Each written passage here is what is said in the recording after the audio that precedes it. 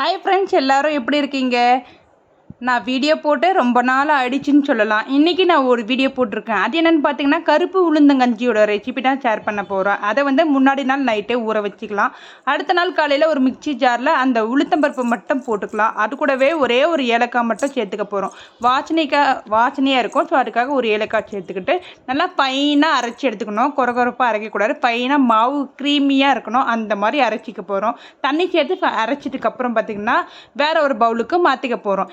இந்த உளுத்தங்கஞ்சி பார்த்திங்கன்னா டெய்லி ரெகுலராக மார்னிங் பிரேக்ஃபாஸ்ட்டாக எடுத்துக்கலாம். ரொம்பவே எனர்ஜெட்டிக்காக இருக்கும், ரொம்ப ஹெல்த்தியாகவும் இருக்கும். குழந்தைங்கலேருந்து பெரியவங்க வர எல்லாருமே, எல்லா வயசில் இருக்கிறவங்களும் எடுத்துக்கலாம்.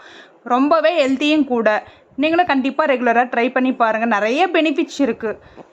ஃபைனலாக பார்த்திங்கன்னா ஒரு பாத்திரத்தில் மாற்றிக்கிட்டோம். அதை வந்து நல்லா கிளறிட்டே இருக்கணும். கைவிடாமல் கிளறிட்டே இருக்கணும், இல்லைன்னா அடி பிடிச்சிக்கும். கொஞ்சம் கவனமாக கிளறிட்டே இருக்கணும். இதுக்கு வந்து பால் காய்ச்சி ஆற வச்சின பால் வந்து சேர்த்துக்க போகிறோம்.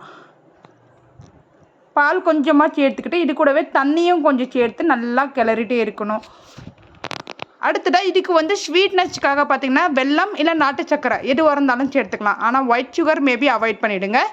நான் வந்து நாட்டு சக்கரை சேர்த்துருக்கேன். அது கொஞ்சம் நிறையவே சேர்த்து நல்லா மிக்ஸ் பண்ணி விட்டுக்கலாம். நல்லா கொதித்து வந்துட சூப்பரான உளுந்தங்கஞ்சி ரெடி. ரொம்ப ஹெல்த்தியாக இருக்கும். நீங்களும் கண்டிப்பாக ட்ரை பண்ணி பாருங்கள். ட்ரை பண்ணி பார்த்துட்டு உங்களோட கமெண்ட்டை ஷேர் பண்ணுங்கள்.